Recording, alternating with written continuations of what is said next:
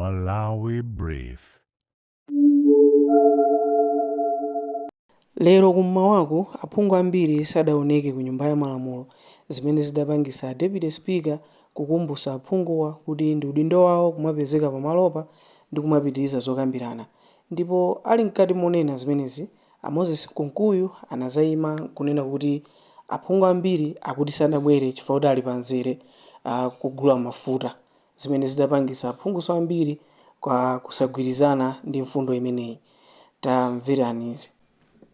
The guidance given by the Honorable Leader of the House that instead of going by the order paper that was circulated, we go to bills.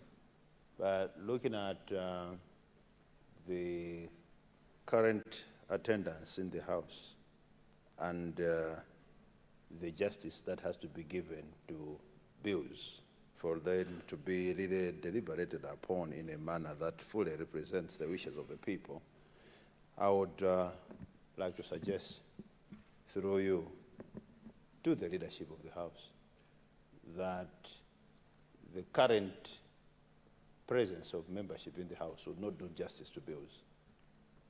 If it may please you, call a roll call while we wait for members to come, but we cannot tackle bills with a House that is less than half full.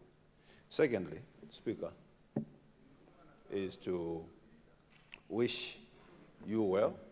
Good to see you seated there. But the same wish I extend to the second Deputy Speaker, who we haven't seen in the House for quite some time. Would like, if it pleases your chair, the Secretariat to give your chair information that you can share with this House on the whereabouts of the second Deputy Speaker. If at all there is any problem that is choking her presence in this House, may we be informed as a House. First Deputy Speaker, I am making this submission knowing pretty well that my office as a whip is privy to information. And that information, as far as she is the Deputy Speaker of this House, that information must be shared with the House. First Deputy Speaker, thank you very much. I submit.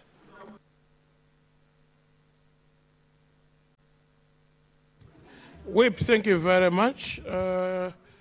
On the bills, I will still seek indulgence of the leader for you've proposed a roll call.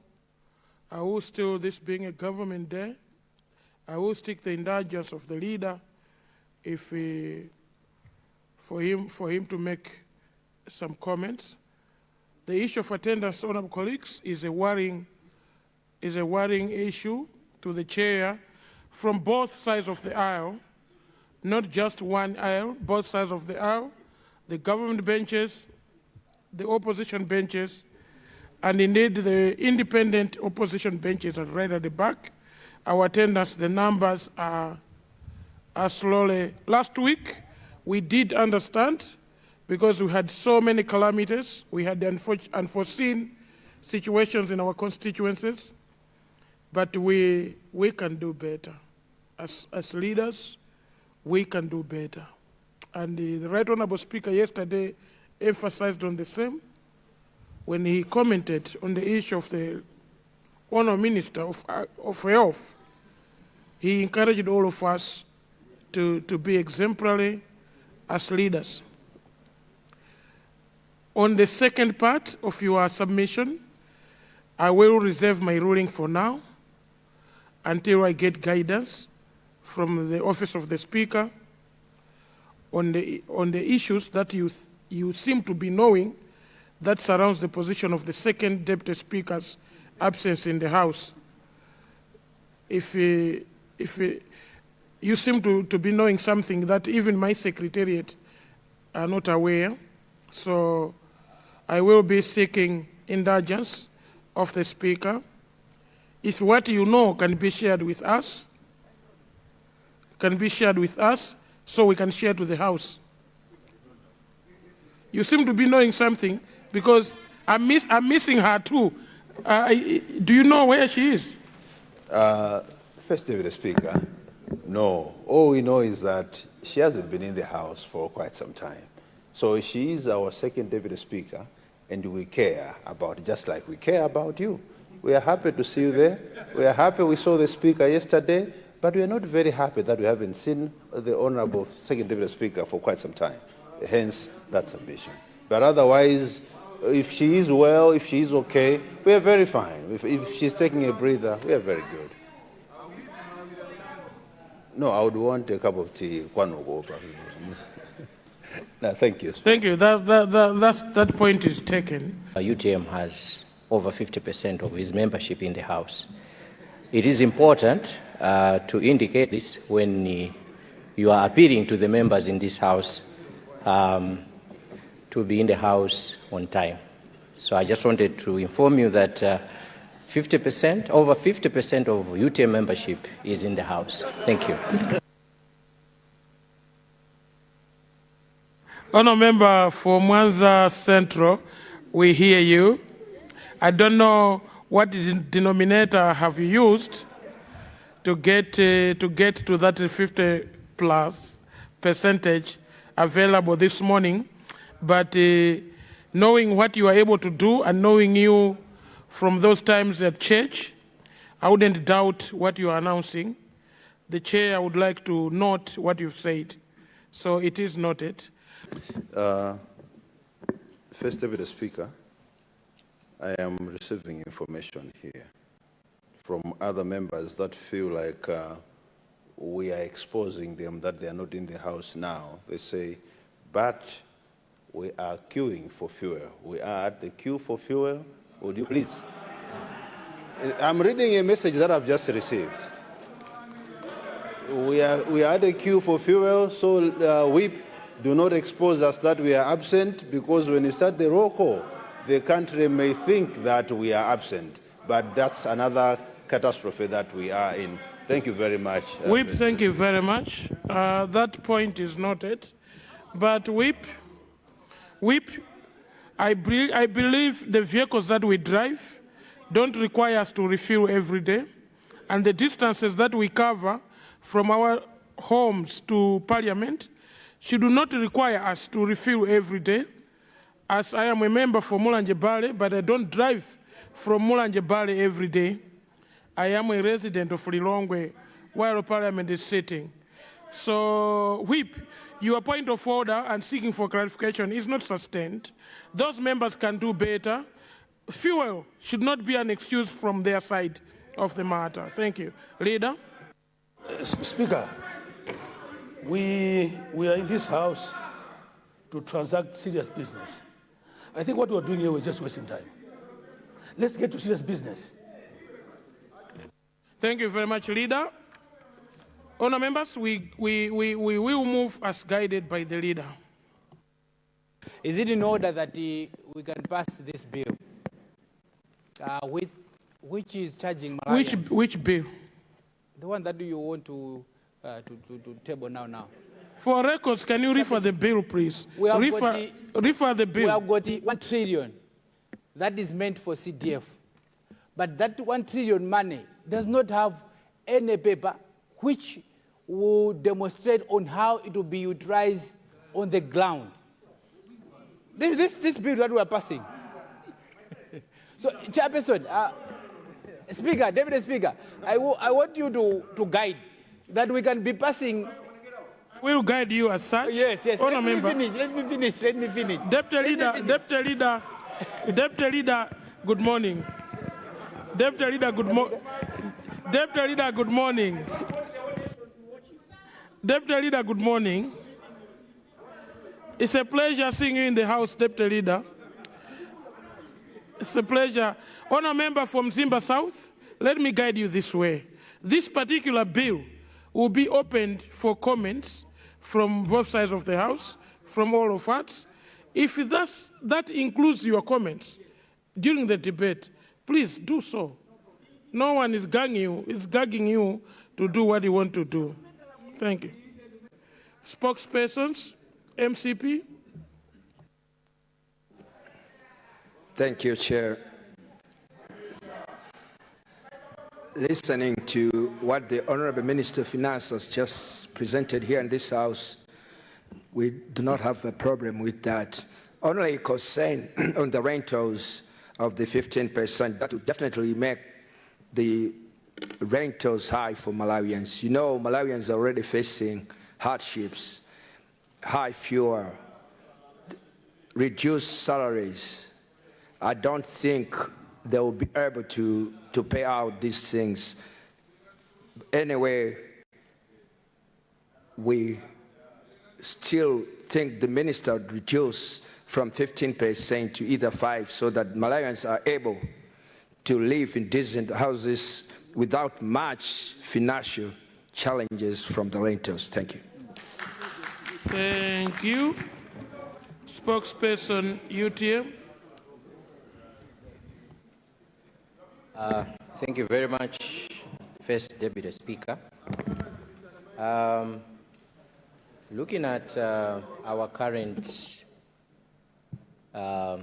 financial constraint, looking at the debt that we have as a country, us as UTM, being those that are also advocating for reduction of our deficit, we support this idea of modernizing tax administration. The only thing that probably we would ask the Minister of Finance to consider is making sure that Malawians are informed, businesses are well informed about these changes, because if businesses are not fully conversant with the new procedures, we may have a problem with the administration itself. We support efficiency in tax administration. We support economic growth, and we also support protection of taxpayers. So when these changes are being implemented, we only urge MRA to be fair to taxpayers, to inform them about the changes, to avoid penalizing taxpayers who may be doing things ignorantly. Otherwise, we support the amendments, and we will always be in support of any changes that will help this country move out of the debt and the mess we are in. Thank you very much, First Deputy Speaker. Thank you.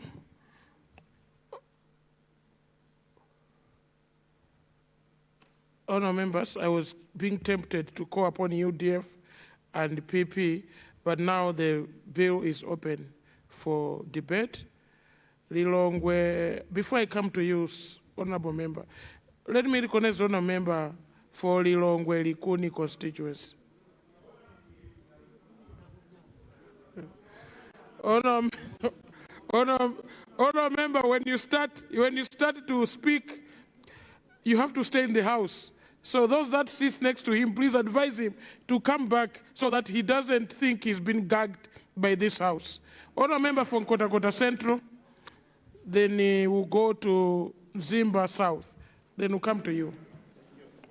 Thank you so much, Honourable First Deputy Speaker, for recognizing the intelligent people of Kota Central constituency.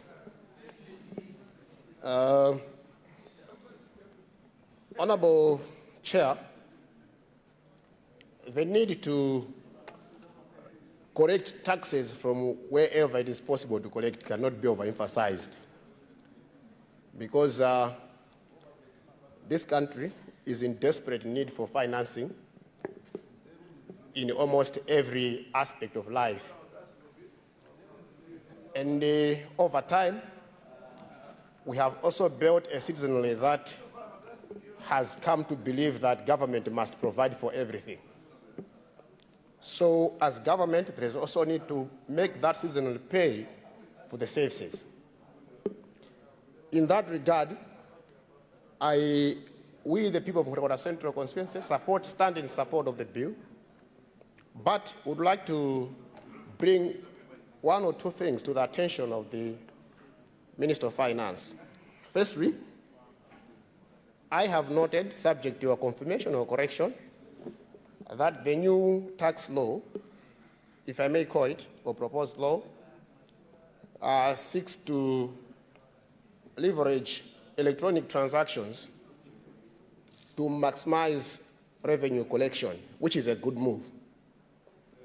But as we do that, I have also noted something that is not consonant with that direction, which is that mobile money transfers, particularly those provided by mobile phone operators, are limited to 1 million only per day, which in my view tends to limit government's capacity or opportunity to collect tax from mobile transactions. Is it possible, Honorable Minister, that we can extend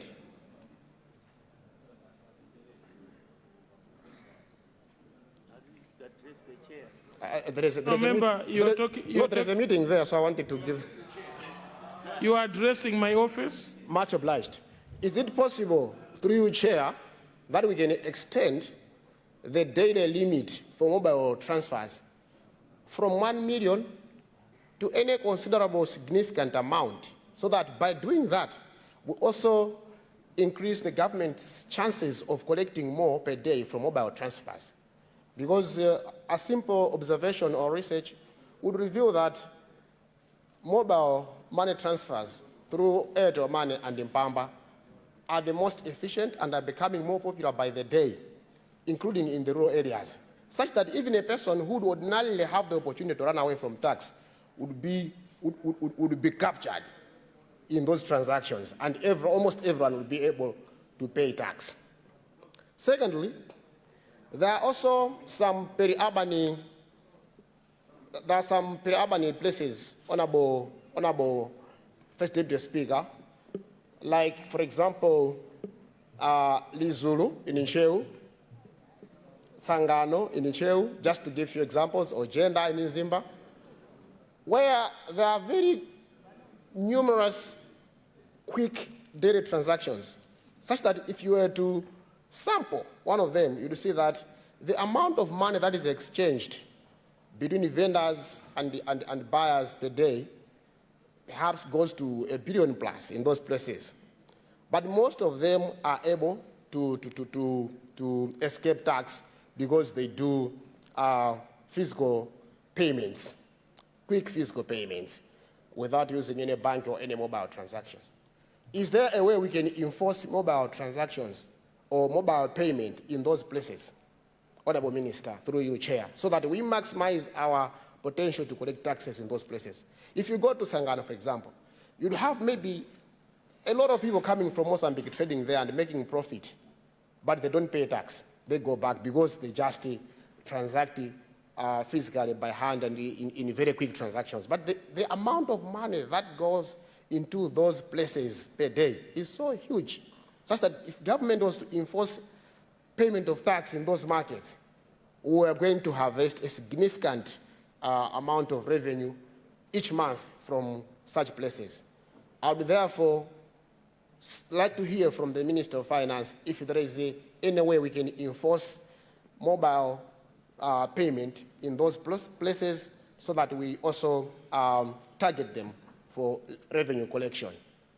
With those 2 points, I would like to thank you again, Chair, for recognizing the people of Nkhotakota Central Constituency. Thank you so much.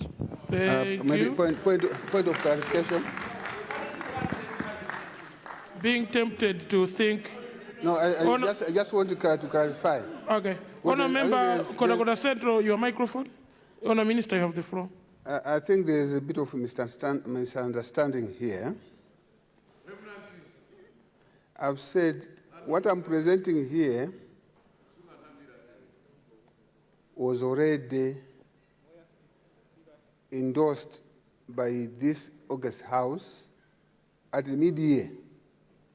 But I'm making specific amendments to what you already passed. And I also want to say this, actually, if you don't allow, for example, the rentals of this house, if you remember, I don't know whether you recall, maybe that's very important that people recall what is passed in this house. The issue of rentals is something that was already passed by this House, by the past government. Actually, as we speak today, it's 30%. That's why MRI now is on the ground. Now, considering what we discussed in this House, that's why I'm reducing it from 30% to 15%. So the amendment here is only to reduce it from 30 to 15, because this House makes sure that we should do that. So I'm not changing what you already passed. I'm making an amendment. Similarly, on the levies on mobile money, you already passed it, but there was a question, because some taxpayers were deducting the transfers as an allowable expense. So I'm trying to clarify that. That's the amendment that I'm presenting here. I'm not presenting the bill, and I'm presenting an amendment to what you already passed. I wanted to clarify that, because it looks like you think we're discussing the bill. I'm discussing an amendment for what you already approved. Thank you. Mr. Speaker, I think you can read the amendment, because maybe you need to know exactly what am I presenting in this House. Please. Thank you.